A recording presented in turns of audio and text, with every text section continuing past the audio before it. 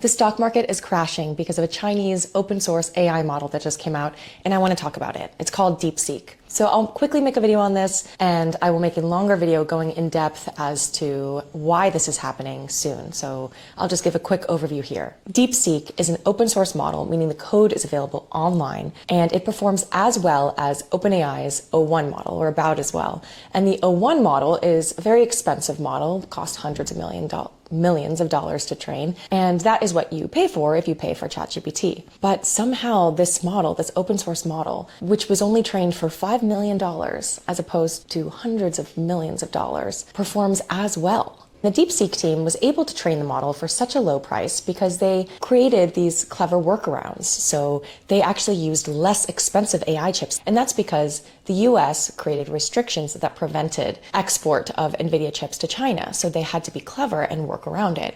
And so they actually used less expensive parts, less cutting edge AI chips that are very expensive. They also altered the architecture of the model, which is what typically the large language models look like and how their kind of structure is. They altered that to remove computations to make it less expensive to train. And so this was, again, like super innovative. They also used a mixture of experts model. So it is a bunch of smaller models. And then when the input comes in, there's like a central brain that chooses which model to send the input to, like which one is the appropriate expert to answer the question. There's a lot of these kind of cost-cutting workarounds that the DeepSeek team did to make this model excellent and yet train for only a tiny fraction of what it typically costs. And so what this means is that all the companies who are spending billions of dollars on NVIDIA GPUs don't have to do that. So these massive data centers that are being built with these expensive, like $80,000 GPUs, like NVIDIA's most recent GPU is $80,000, okay? People are buying hundreds of thousands of these GPUs to build these data centers. And so that price, the price of doing that is incorporated into the stock price, because you're assuming then that eventually you will, after you train these models